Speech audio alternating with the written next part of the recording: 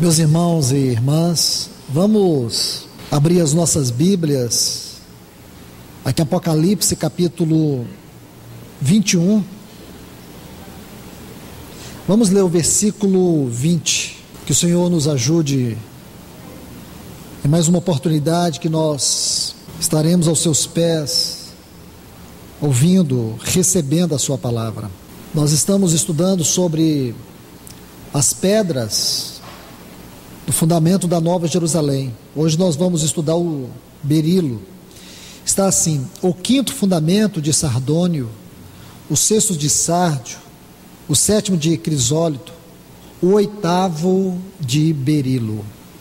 Vamos orar. Pai, no nome do teu precioso Filho Jesus, queremos nesta hora estar aos teus pés, confiando que o Senhor vai nos conduzir pela tua palavra, confiando que os teus céus se abrirão sobre nós. Te pedimos, ó Deus, em nome do teu Filho, nos ajude a ver um pouco mais da obra e da pessoa do teu Filho na tua palavra.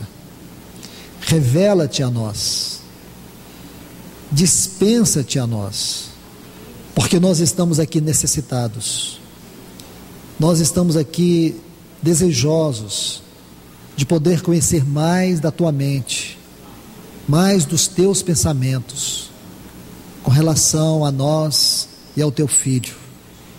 Então vem nos ajudar, Senhor, vem nos ajudar a ver aqui na tua palavra grandiosidades celestiais, em nome do teu Filho Jesus é que nós oramos. Amém. Meus irmãos e irmãs, vamos dar continuidade nesse assunto das pedras do fundamento da Nova Jerusalém. Então todos nós sabemos que estas pedras, elas têm uma aplicação espiritual acerca da nossa vida, do trabalho de Cristo, da sua transformação, da conformação e da glorificação. Então são esses os processos que compreendem o assunto das pedras do fundamento da Nova Jerusalém.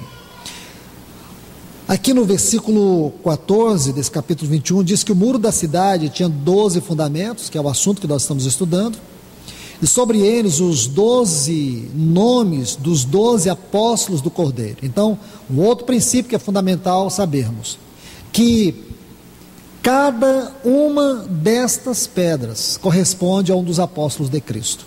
Então, aonde nós vamos ler para poder fazer esta associação? Aqui no Evangelho de Marcos, no capítulo 3, nunca esqueçam isto. Se possível, você vai colocar aí ao lado desses versículos, começando no versículo 19, você deve colocar esse texto de Marcos, capítulo 3, versículos 16 a 19. Vamos ler. E designou os 12, Simão, nós já estudamos todos estes, que é a pedra de jaspe, a quem pôs o nome de Pedro, Marcos capítulo 3, a partir do versículo 16. Tiago, filho de Zebedeu, e João, irmão de Tiago, nos quais pôs o nome de Boanerges, que significa filhos do trovão. E a André, Filipe, Bartolomeu, Mateus e Tomé. Então aqui está a pedra de berilo. A pedra de berilo corresponde ao apóstolo Tomé. Então isso é muito importante fazer esta associação.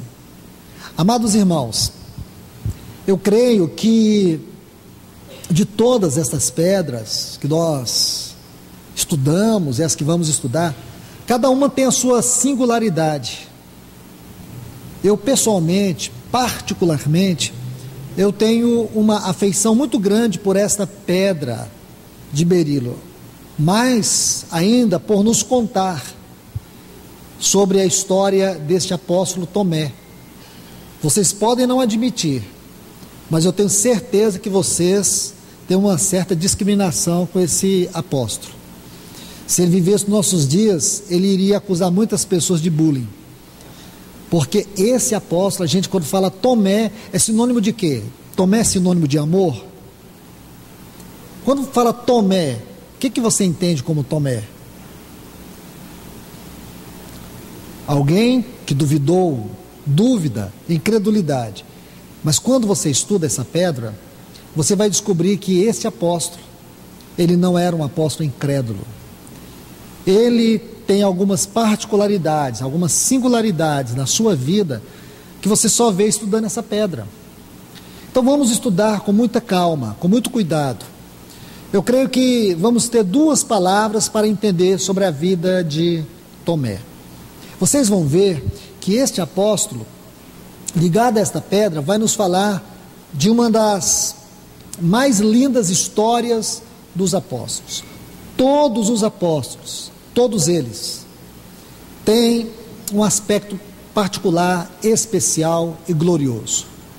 Todos. O Tomé, ele tem algo a mais. Por quê? Ele foi o único dos apóstolos que atravessou o grande mar para poder pregar o evangelho na Ásia, na China e na Índia. Diferente dos demais, ele foi o único. O ministério dele foi um ministério muito abençoado, como os outros também. Porém, ele avançou muito além. Ele foi aquele que atravessou o grande mar. Agora, deixe-me mostrar algumas questões aqui sobre o berilo. O berilo, quando se fala de berilo, nós estamos falando de um termo genérico. O berilo é um termo genérico.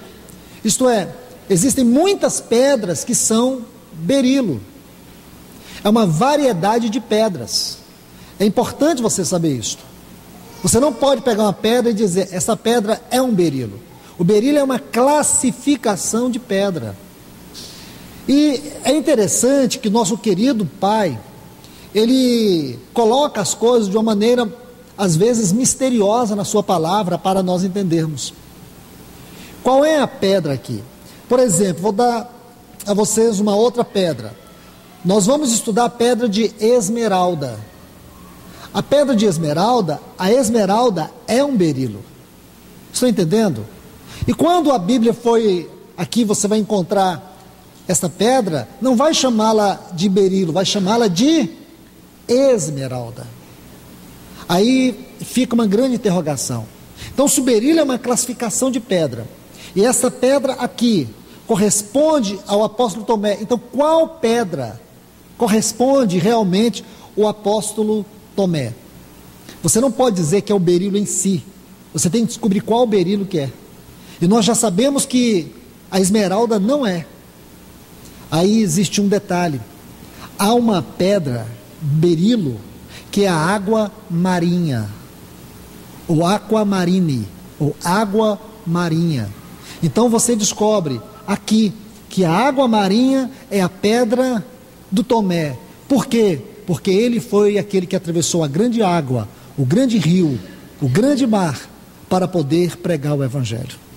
É a única pedra que vai corresponder a ele. Mais ainda, à medida que nós formos estudando essa pedra, mais vamos conhecer tanto a vida do Tomé, como ver a íntima relação que essa pedra tem a ver com ele, e o quanto nesta pedra Deus vai falar a nós. Vamos estudá-la com muito cuidado. Esse é um ponto que eu preciso mostrar para vocês. Aqui, quando você observa essa pedra, ela tem um processo de cristalização. Vamos começar por aqui. Processo de cristalização da pedra. O que significa o processo de cristalização? O que isso tem a ver? O que isso nos ensina?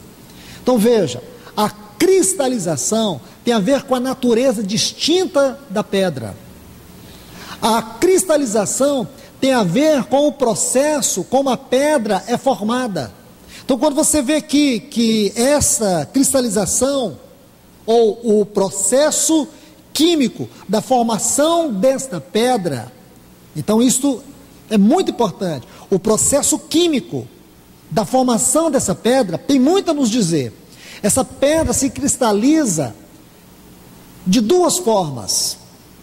Então, quando os estudiosos, os grandes peritos, eles estudam esta pedra, ou o berilo, eles descobrem que essa pedra se desenvolve no processo de cristalização trigonal ou hexagonal. O que isso tem a ver, irmãos? O que isso quer nos dizer? Muito. Muito. Vamos parar aqui. Vocês que estão estudando este assunto das pedras preciosas, devem se lembrar muito bem que em um desses estudos eu disse a vocês que as parábolas, as quais o Senhor Jesus Cristo usou, elas partem de 3 reinos. Então nós temos parábolas do reino vegetal, parábolas do reino animal e parábolas do reino mineral. E aqui que o Senhor quer nos falar. Então ele usa estas formas de linguagem, como das pedras preciosas, do reino mineral, para poder nos falar da sua mente, nos falar da sua sabedoria, nos falar do seu propósito, para revelar a si mesmo. Então, irmãos e irmãs, quando você estuda uma pedra como essa, você sabe que ela é uma criação de Deus. E como criação de Deus, ela foi criada com o propósito de revelar a mente de Deus. Tudo que existe, irmãos, tudo que existe com o propósito de revelar a sabedoria de Deus.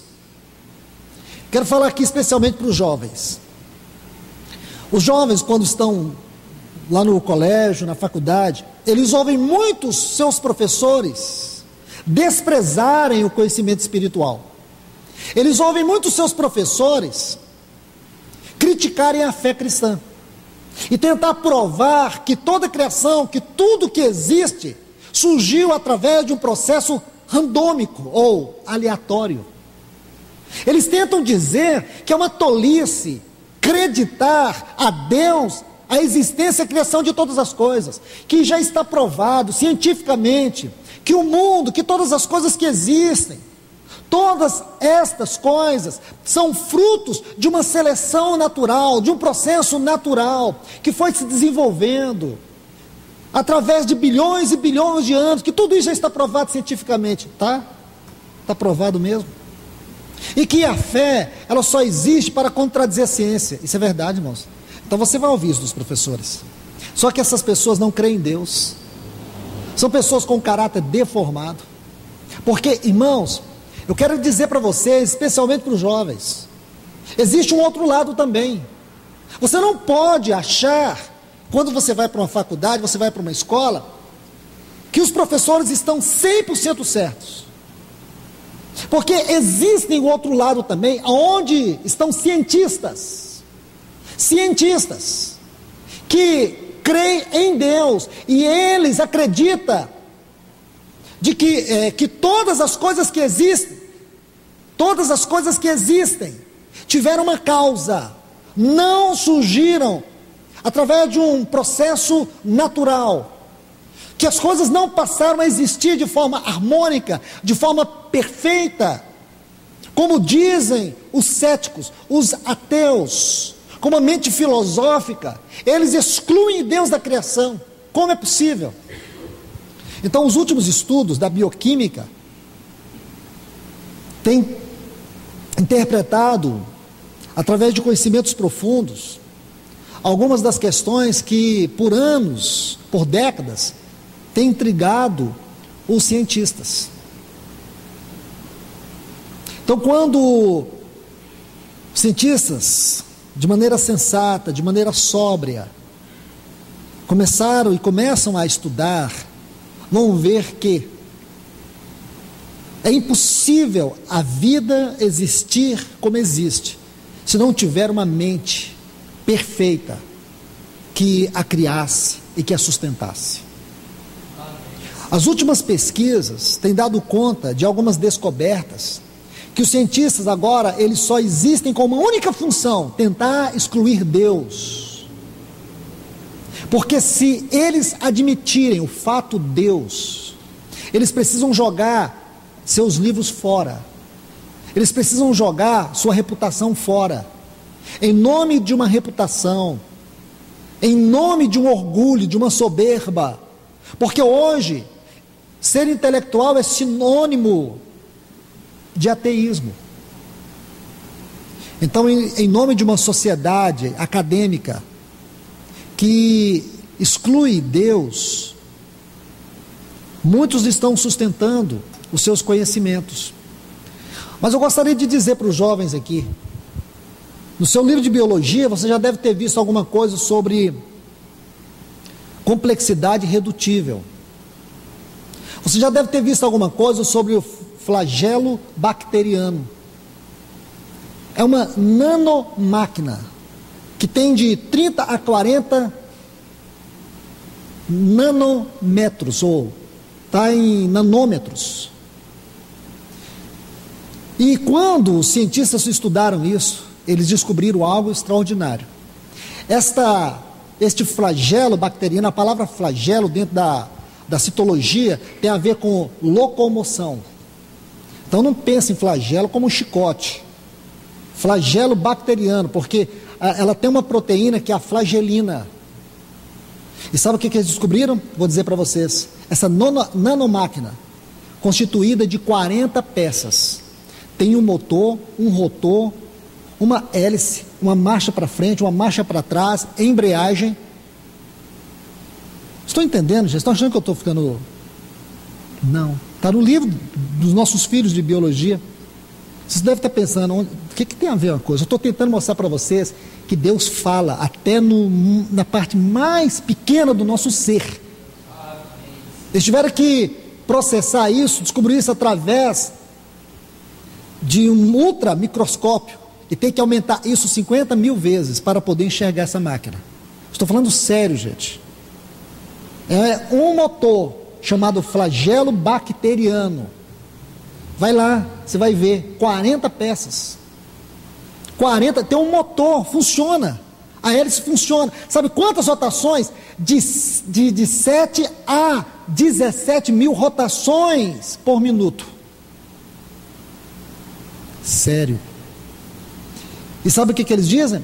Que isso foi um processo natural que se desenvolveu ao longo de bilhões e bilhões de anos. É assim que você pensa? Não acredito, irmãos. Porque eu falo para vocês, para mim acreditar que o mundo e tudo que existe, uma peça dessa, para mim acreditar que uma peça dessa surgiu de maneira aleatória, eu preciso ter mais fé do que eu já tenho para crer em Deus. Sinceramente, eu preciso de mais fé para acreditar numa coisa dessa do que acreditar em Deus. Tem que ter muita fé mesmo. Então, irmãos, pensa que tudo que existe revela a mente dele, revela a sabedoria dele, revela a glória dele. Então, quando você pega uma pedra como essa, o berilo, você descobre que a cristalização dessa pedra se dá através da formação aliás, se cristaliza através de um processo trigonal e hexagonal. Então, trigonal, esses 3 ângulos, esses 6 ângulos, tem a ver com a mente de Deus. Os números na Bíblia, eles não são colocados aleatoriamente. Os números na Bíblia, eles são colocados para revelar o pensamento e a mente, a sabedoria de Deus. Então, quando você pega o número 3 fala da triunidade divina. E o número 6 fala do homem. Então, o número 3 fala de Deus, do Deus triuno. E o número 6 fala do homem. E sempre que o número 3 aparece, ele fala da triunidade. Por detrás dessa palavra triunidade, vem a palavra comunhão. Fala de um Deus comunhão. Compreende? Quando você tem o número 1, fala da unicidade de Deus, do caráter único, inigualável. Ele é onipotente, ele é onisciente, onipresente. Ele é único, ele é incomparável. É o número 1. Mas o número 3 revela um outro caráter dele. Sua triunidade, sua comunhão. Um Deus que se une. Um Deus que não é solidão, mas um Deus que é comunhão. Mas aqui nós temos o número 6, e fala do homem. O que tem a ver o número 3 junto com o número 6? Sempre que o número 3 aparece junto com o número 6, por exemplo, o número 9. O número 9 é a formação desses dois números, 3 mais 6. Porque na matemática de Deus, segundo a Bíblia, só tem que somar e multiplicar. Dividir, diminuir é coisa do diabo. Agora, na matemática de Deus, só soma e multiplica. Então, quando você soma 3 mais 6, temos 9. Isso é coisa da gente estudar a matemática lá no tabernáculo, não é assunto para hoje. Mas escute, aqui nós temos algo que o Senhor quer falar sobre essa pedra. Essa pedra quer falar da nossa união com Deus, da união de Deus conosco. É isso que essa pedra fala. Fala da união de Deus com o homem. Porque toda a história da Bíblia é esta: é Deus se unindo ao homem, é Deus buscando o homem. Vamos avançar, irmãos. Um outro ponto que eu preciso mostrar sobre essa pedra, o berilo. Eu preciso hoje apenas dar uma visão panorâmica dessa pedra, e no próximo estudo a gente entrar em alguns aspectos relacionados com a vida do Tomé. Então deixe-me mostrar mais um outro ponto. Quando você estuda sobre essas pedras, você percebe que essas pedras, elas são classificadas em 3 grupos diferentes. Nós temos as pedras sedimentares, temos as ígneas. Essas pedras ígneas são as mesmas pedras magmáticas, e temos aquelas pedras que elas vêm de um processo de intrusão, que são as pedras metamórficas. As pedras sedimentares são as pedras trazidas pelos rios. Eu estou falando de pedras preciosas. Depois nós temos as pedras ígneas ou magmáticas, aquelas que estão lá nas profundezas da terra, lá nos magmas dos vulcões. E depois nós temos as pedras metamórficas. O que significa pedras metamórficas? Quero dar ênfase aqui, porque o berilo é uma pedra metamórfica. A pedra metamórfica é uma pedra que se forma dentro de outra pedra. Então isso implica dizer que essa pedra ela é formada num processo de intrusão. Já ouviu falar na palavra intruso? Às vezes você vê alguém se metendo onde não se deve, você diz alguém intruso. É da onde vem a palavra intrusão. O berilo é uma pedra que ela é processada nesse processo, ela é trabalhada nesse processo de intrusão, aonde tem ali o pegmatito. Você vai ver algo muito especial quando tem o granito e o pegmatito. Entre o granito e o pegmatito, no meio dessas pedras, surge o berilo. E é interessante, o trabalho dessas pedras, forçando ela em alta pressão, numa força absurda, é que essa pedra é formada. Irmãos, veja que coisa linda. Veja que coisa linda. Porque muitas vezes nós não entendemos o processo das lutas. Nós não entendemos o processo de tribulação. Deixe-me fazer uma pergunta para você. Quando você está passando uma luta, quando você está passando por alguma angústia, por alguma tribulação, qual é a primeira coisa que vem na sua cabeça cristã? Orar para que Deus remova isso. A única coisa que a gente aprende é que luta é uma coisa que você tem que correr dela. Aliás, eu não creio que aqui haja alguém que gosta de luta. Ninguém gosta. Nós não gostamos de sofrimento. Nós não gostamos de nenhuma forma de tribulação, porque não é agradável. É agradável? Lógico que não é. Ninguém gosta de sofrer. Meus irmãos, escute isto. A questão não é se você gosta ou se você não gosta de sofrer. A questão é se você compreende a natureza do sofrimento. Porque quando você olha para a palavra de Deus, você vai ver que o meio pelo qual Deus sempre tratou com seus filhos para que eles pudessem crescer foi o caminho do sofrimento. Porque a vida nesse mundo não é uma vida fácil. Por que o evangelho da prosperidade é um evangelho deplorável? Por que esse evangelho, ele contradiz o caráter de Deus? Porque ele ensina você a amar esse mundo e enfiar suas raízes nessa terra. Ele mostra para você que o céu é aqui. É um evangelho que exclui o propósito eterno de Deus. Eu vejo, e ultimamente tenho visto muito isto, os pastores se movimentando aqui no Brasil, indo para as televisões, tentando, chamando os cristãos para ir a Brasília, para poder gritar assim, fora Dilma, fora Dilma. O máximo que esses cristãos vão ganhar lá é umas balas de borracha. Irmãos, esse é o nosso chamado. Nós não fomos chamados para fazer esse tipo de movimento. Nossa luta não é contra essa mulher. Não é. Nossa briga, nossa guerra é contra o nosso próprio ego. É contra a nossa natureza. É contra principados e potestades. Contra dominadores. E outra, nosso campo de batalha não é na rua, defendendo ideologia. Tem um pastor muito famoso aqui no Brasil, um dos mais famosos. Ele está chamando toda a igreja para isso. Eu quero saber qual é o reino que esse cara vive. Que evangelho que é o dele? Que Deus é o dele? Ele foi apontado pela revista Forbes como o quarto pastor mais rico, com um patrimônio de 154 milhões. Deve ser para isso que ele quer o povo. Porque na verdade ele não quer gritar Dilma, ele quer aparecer na miséria da Dilma, no fracasso político dela. Esse não é o nosso chamado, irmãos. Compreende? O nosso chamado é apressar a volta do nosso Senhor. Não é colocar Dilma para fora. É fazer com que o nosso Senhor volte logo para nós. A nossa vocação não é essa. Então escute. Por que Deus permite tantas coisas difíceis na nossa vida? Porque nós precisamos, sim, irmãos. Como Berilo, nós precisamos dessas pressões. Você não pode amar essa terra. Paulo disse assim, lá em Atos 20, em nada considero a minha vida por preciosa, contanto que eu cumpro o ministério que eu recebi do Senhor. Nós não podemos considerar nem mesmo, não é só o mundo não, nem mesmo nossa vida como preciosa.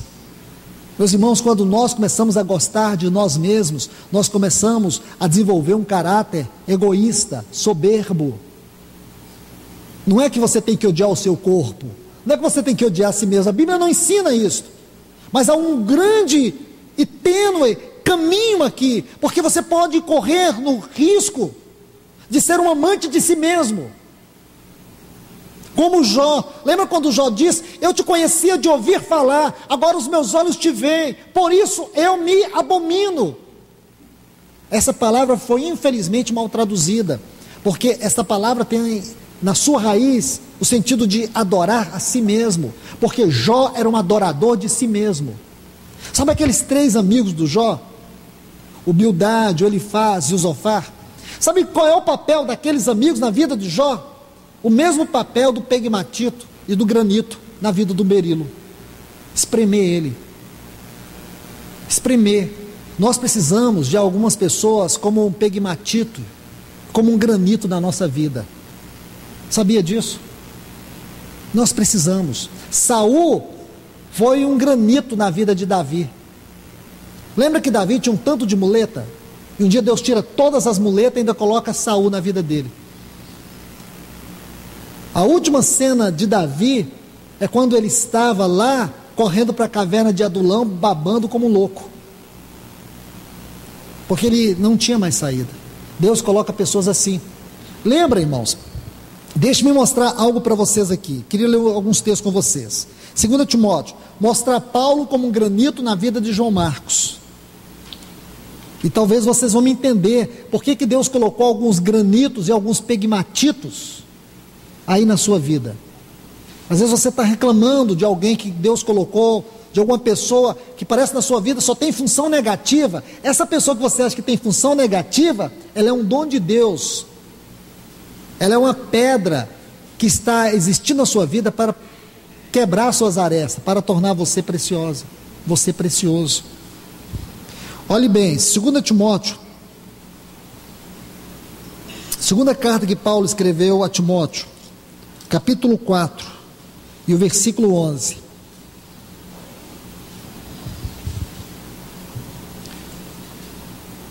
E diz, só Lucas está comigo.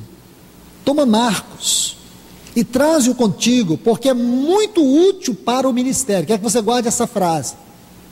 Marcos, muito útil para o ministério. Vamos juntar todas elas. Agora, por favor, Filemon. Filemon, algumas poucas páginas na frente aí.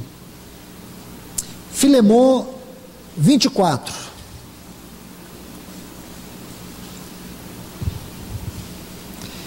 Filemon 24 diz assim: Marcos, Aristarco, Demas e Lucas, meus cooperadores. Está vendo aí o versículo 24? 1 Pedro, capítulo 5, versículo 13. A igreja que está na Babilônia, eleita juntamente com vós, e Marcos, meu filho. Então nós temos aqui 3 frases muito importantes: útil para o ministério, cooperadores e meu filho. Você vai pensar assim, como esse Marcos foi uma pessoa importante no ministério e para Paulo. No início ele não era assim. Deixe-me dizer, se você voltar a sua Bíblia lá para Atos dos Apóstolos, no capítulo 15, você vai se lembrar que houve um episódio muito triste na vida de Marcos. O nome dele era João Marcos. Foi quando ele participou com Paulo naquela primeira viagem missionária para a região da Galácia. E quando Paulo e Barnabé e Marcos partiram, nós sabemos que Marcos abandonou a Paulo. Ele voltou para a sua família, ele não teve coragem de ir. Aquilo deixou Paulo muito triste, porque Paulo viu ali em João Marcos o caráter de um homem covarde. Um homem covarde. Você sabia que o exército naquela época, o exército romano, quando alguém deserdava, sabe o que eles faziam? Eles amputavam o dedo mínimo. Então quando você via alguém com o dedo amputado, podia saber, aquele era um covarde. Em algum momento da batalha ele deserdou. Então Marcos era um homem com o dedo amputado. Aí quando você estuda o capítulo 15 aqui de Atos dos Apóstolos, os versículos 37 a 40, quando teve aquela terrível discussão entre Barnabé e Saulo e Paulo por causa de Marcos, porque Barnabé queria levá-lo, Paulo não. E quando você lê esses textos, você fica por perguntar, o que aconteceu? Com certeza Paulo, por ter sido muito duro com Marcos, nós sabemos que ele não desistiu dele. Paulo foi colocado como um granito para que Marcos um dia pudesse crescer. E você sabe que ele foi aquele que escreveu o primeiro evangelho. Ele era como um filho espiritual para Pedro. Mas foi o tratamento de choque de Paulo que com certeza pôde levar ele a ter um caráter maduro. Se alguém útil para o ministério, um cooperador de Paulo e um filho para Pedro.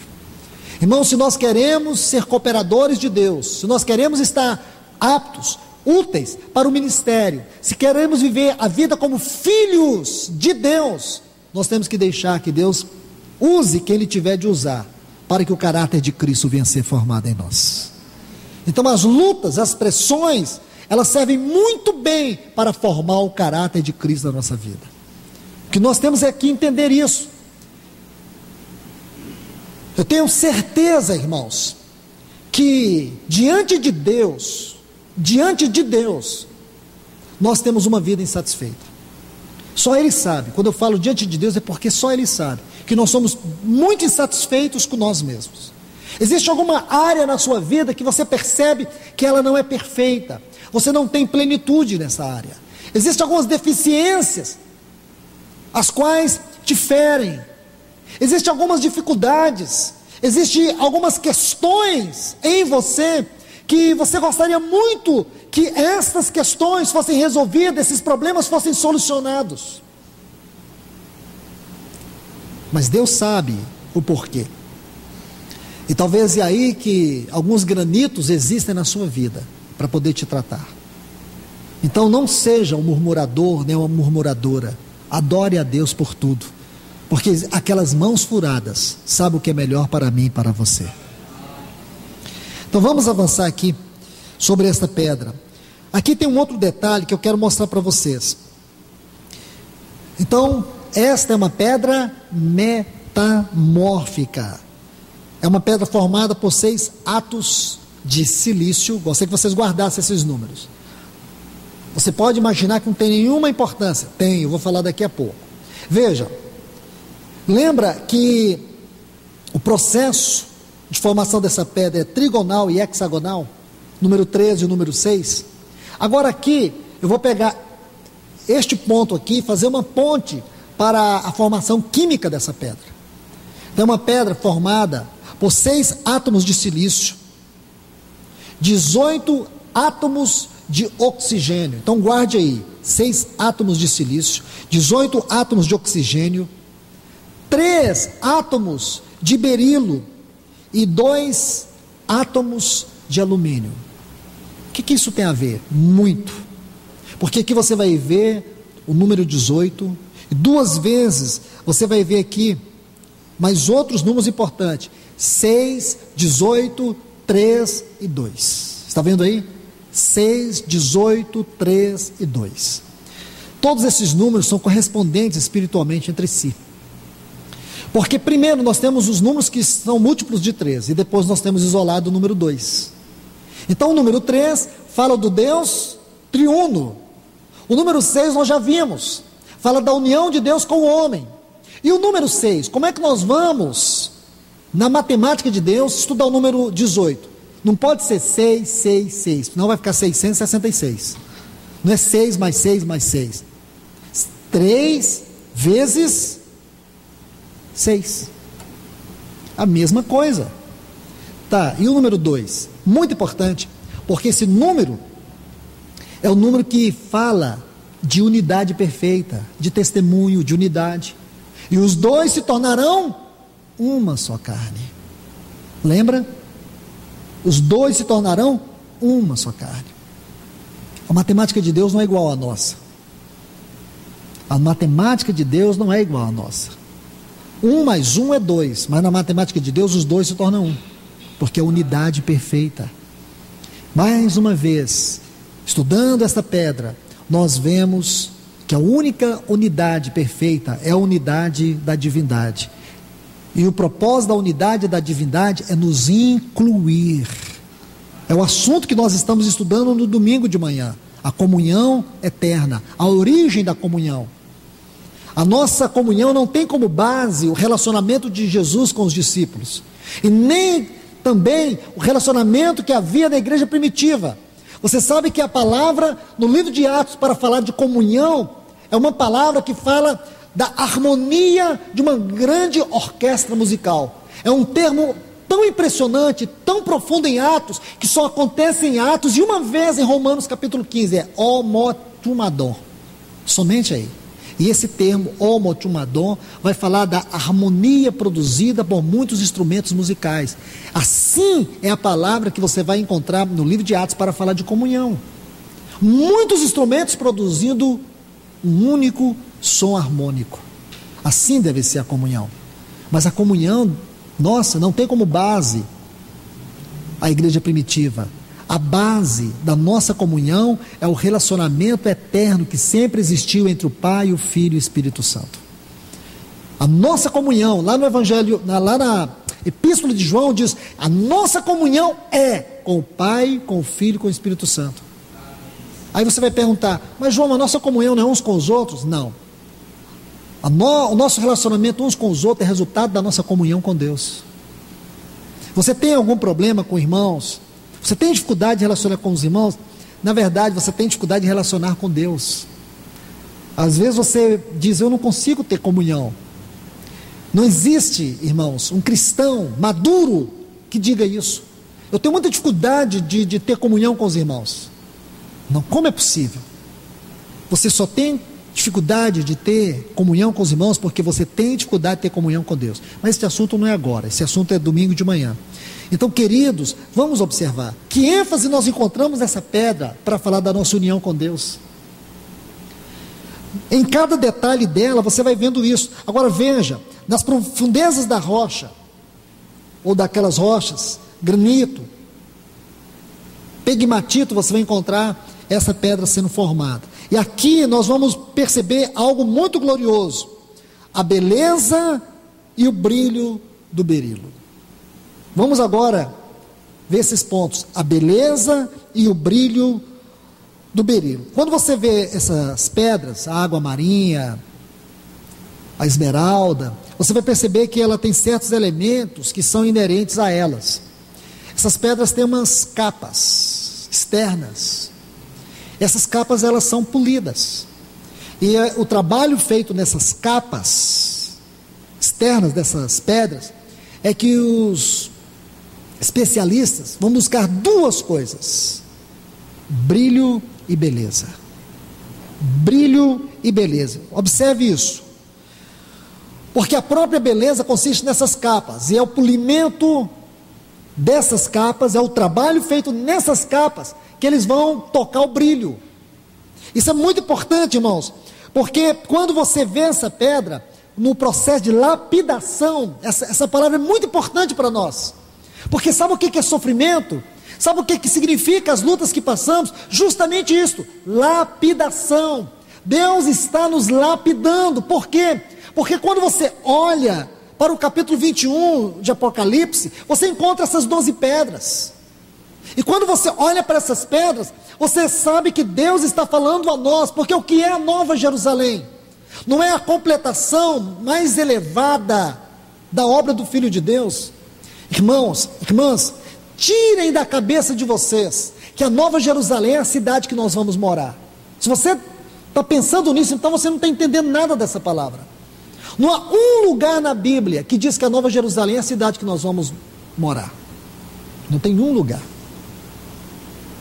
Entende?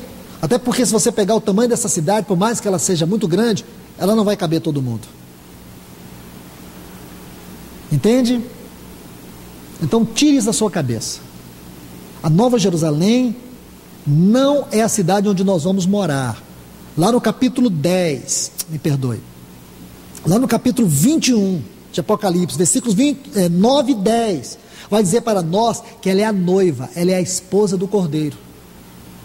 Ok? Começa aí. Então, se você for lendo, a partir daí você vai vendo que ela é a noiva, ela é a esposa do Cordeiro.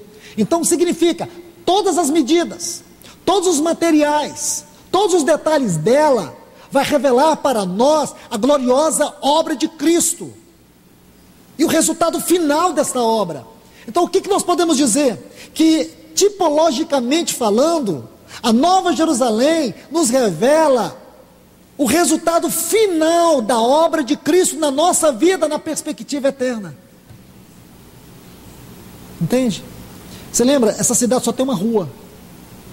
Se você pensar que ela só tem uma rua, imagina, vai ser uma coisa muito estranha. Onde você vai nessa cidade só tem uma rua. E quando você estuda a palavra rua, é a palavra plateia, é a mesma palavra para praça. Aí diz que nessa rua tem um rio, que esse rio vai para o trono, e tem uma árvore no meio desse rio, que a raiz dela pega de um lado e do outro. Então dá a ideia que de um lado e do outro do rio, de uma extremidade a outra, está essa árvore. Então você passa o rio passa por baixo. Não pense dessa forma.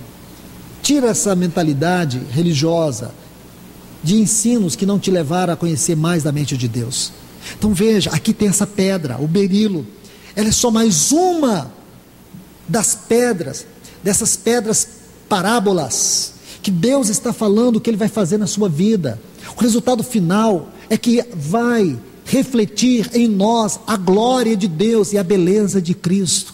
Essa glória, esse brilho fala da glória de Deus, e essa beleza é toda beleza inerente à pessoa de Cristo. Lembra? Gálatas 4,19, Paulo diz: filhinhos, por quem de novo sofro dores de parto, até Cristo ser formado em vós. O resultado final é que um dia Cristo vai ser formado em nós plenamente. Vamos ver aqui um texto. 1 Coríntios, capítulo 13, versículo 12.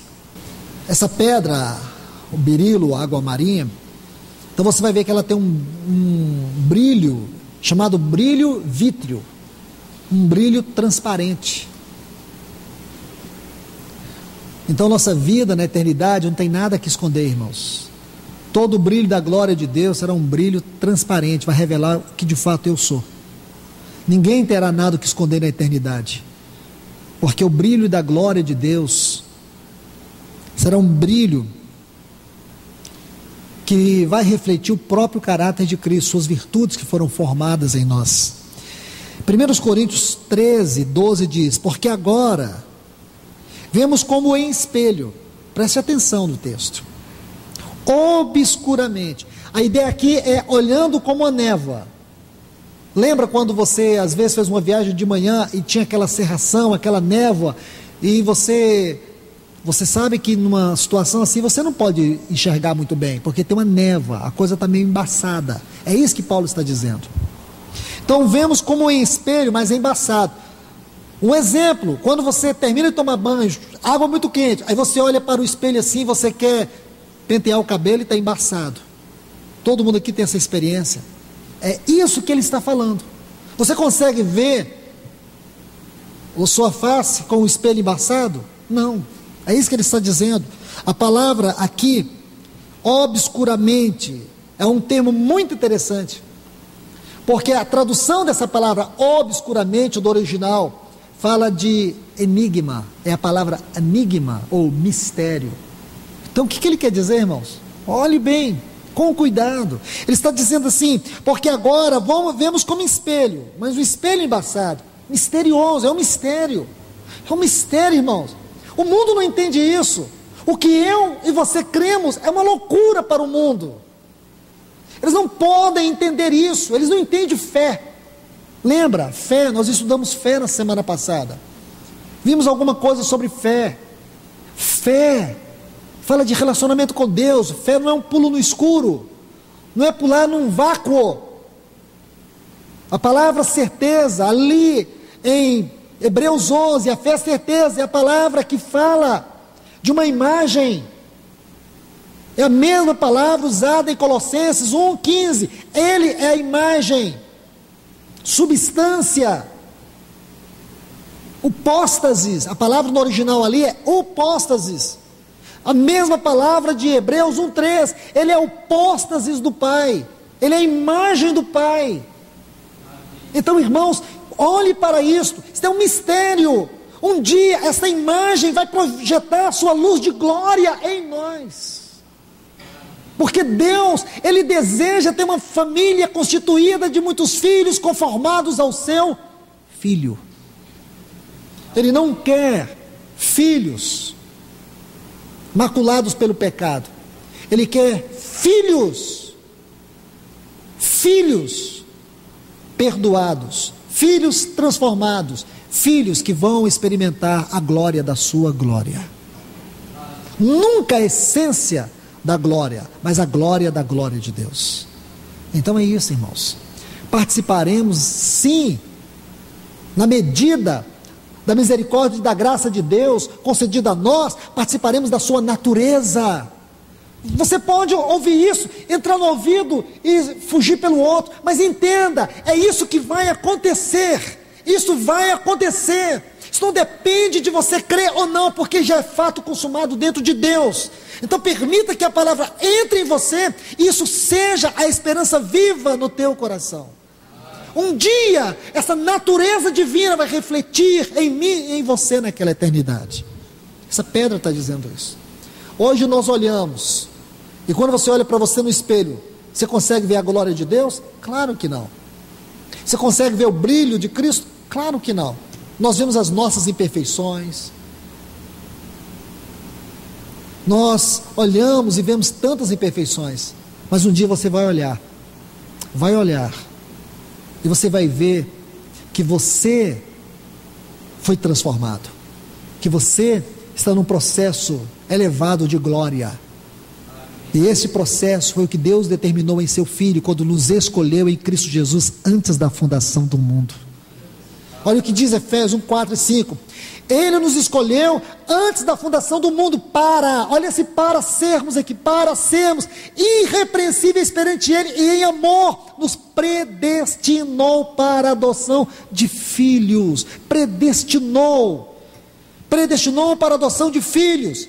Essa palavra adoção é muito rica, porque é o processo que Deus usou. Nós somos filhos por adoção. Jesus Cristo é filho por geração eterna, nós não. Nós não somos filhos por geração eterna, nós somos filhos por processo de adoção.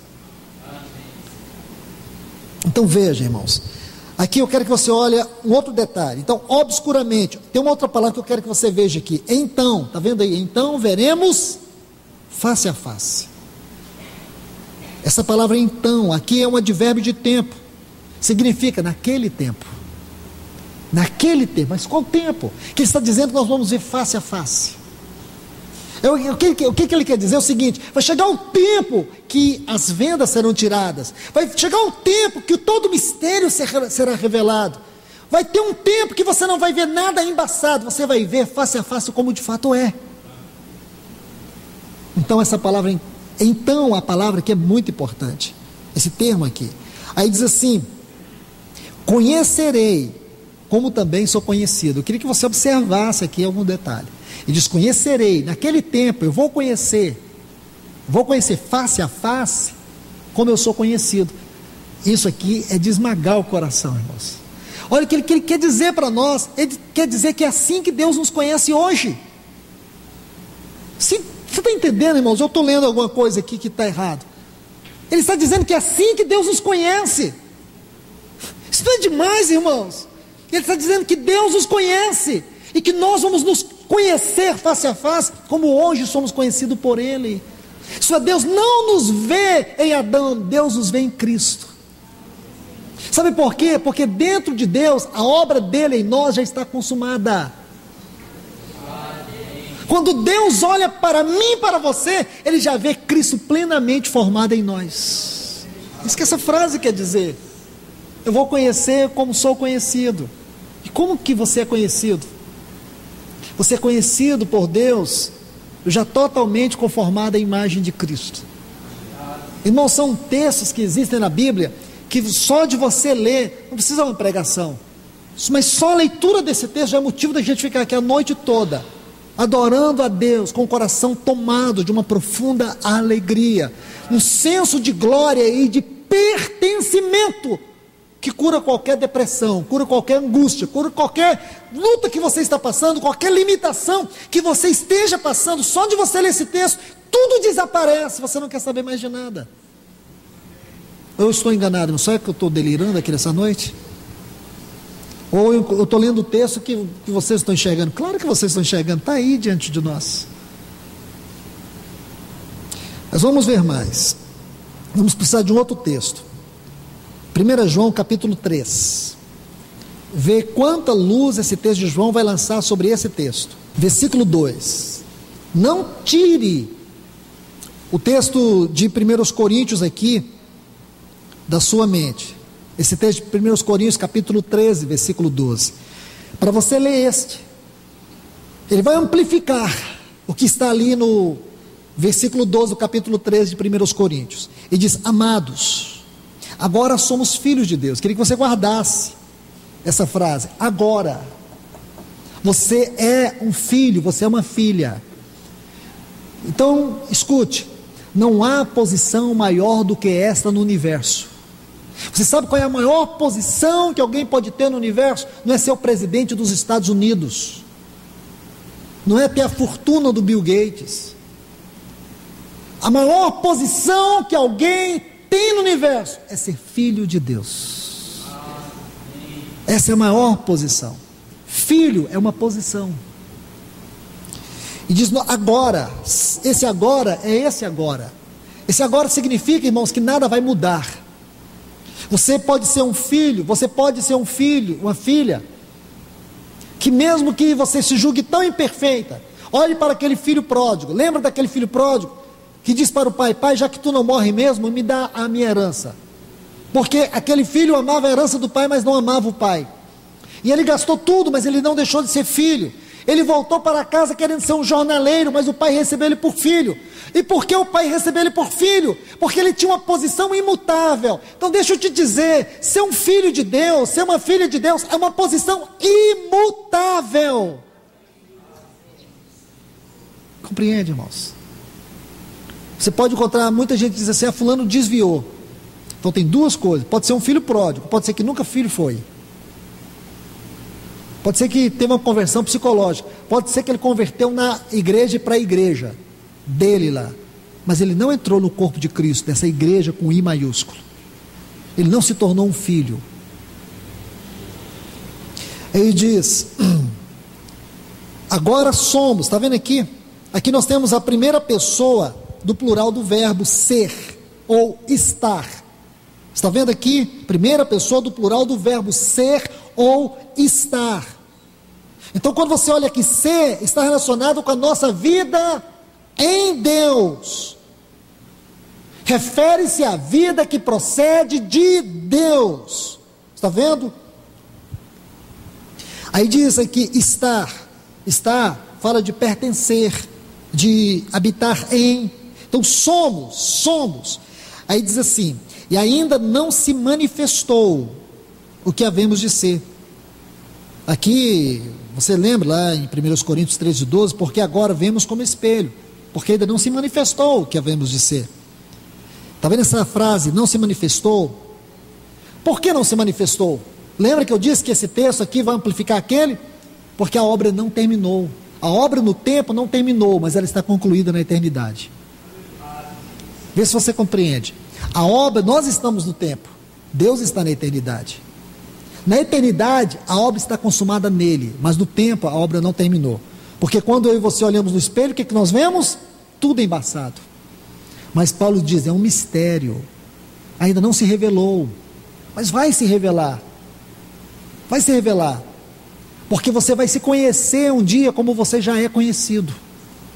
Aí esse texto diz assim, amados, somos filhos, agora somos filhos, mas ainda não terminou, não se manifestou, não concluiu. Olha aqui, não se manifestou. Aí diz assim, sabemos,